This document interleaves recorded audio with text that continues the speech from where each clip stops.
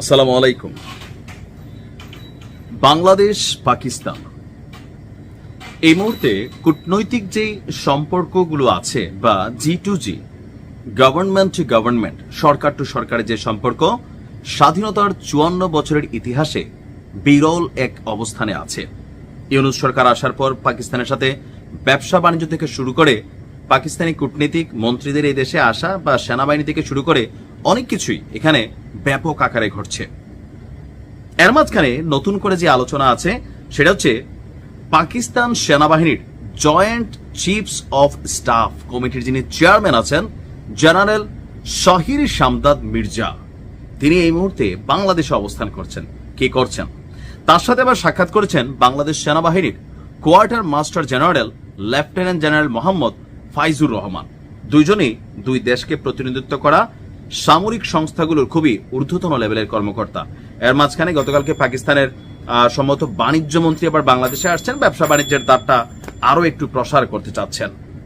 এখন বাণিজ্য মন্ত্রী বাণিজ্য বাড়ানোর চেষ্টা করছেন, আর যিনি সামরিক কর্মকর্তা তিনার সাথে আমাদের বাংলাদেশের সেনা অফিসার যিনি ছিলেন বা সেনার বাহিনীর মুখপাত্র হিসেবে যিনি কাজ করেছেন, একটা নতুন চুক্তি হতে যাচ্ছে।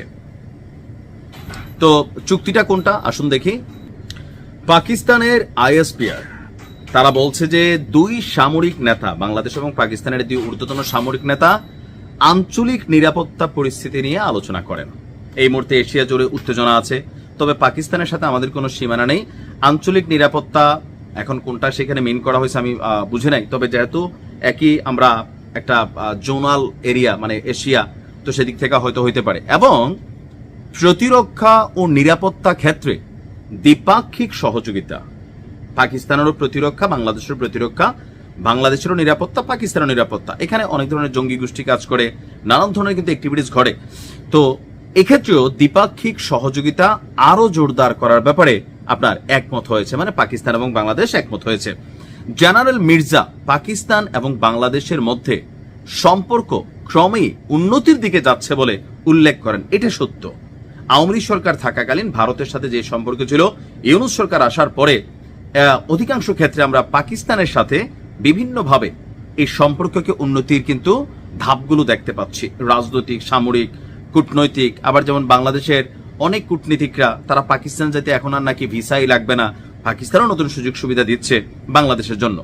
ইভেন শিল্প খাতে সহযোগিতা সহ নতুন ক্ষেত্রে সহযোগিতার সুযোগ অন্বেষণের উপর জোর দেন। অন্বেষণ অর্থ কি আসুন একটু দেখি, জানি কিনা, কারণ নিউজ দেখতে গেলে মাঝে মাঝে জানা লাগে, এটা লাস্টে বলতেছি। তা আমার মনে হয় যে এখানে অনেক সুযোগ আছে যেটা অন্বেষণ করা যায়, এতে দুই দেশেরই প্রফিট হবে। ব্যবসা বাণিজ্য, এখন গ্লোবালাইজেশনের যুগ, পাকিস্তানের সাথে কোনো ব্যবসা করলে যদি আমার দেশের লাভ হয় আমি সেটার পক্ষে। পাকিস্তান থেকে কোনো সামরিক ইকুইপমেন্ট কিনে যদি বাংলাদেশের লাভ হয় আমি সেটার পক্ষে, কারণ টাকা দিয়ে তো কিনবো ভাই, মাগনা তো কিনে নেই, ভারত থেকেও কিনছি। সো যেটা বাংলাদেশের জন্য কল্যাণকর। তবে সিকিউরিটি সিস্টেম সহ, জাতীয় নিরাপত্তা সহ অনেক কিছু আছে যেগুলা বিদেশ থেকে কিনা উচিত না। তো জেনারেল মোহাম্মদ ফাইজুর রহমান যিনি বাংলাদেশের আছেন, তিনি বলছেন পাকিস্তান সশস্ত্র বাহিনীর পেশাদারিত্বের প্রশংসা করেছেন এবং সন্ত্রাসবাদের বিরুদ্ধে পাকিস্তানের আত্মত্যাগের কথাও তিনি স্মরণ করেছেন। পাকিস্তান অবজারভেশন থেকে আমরা এই রিপোর্টটা দিলাম। এবার আছেন অন্বেষণ। কি খুঁজে পাইছেন?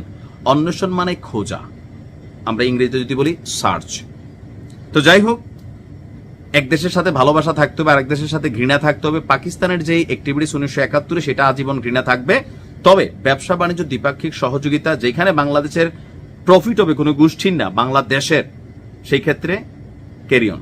ভালো থাকুন। আসসালামু আলাইকুম।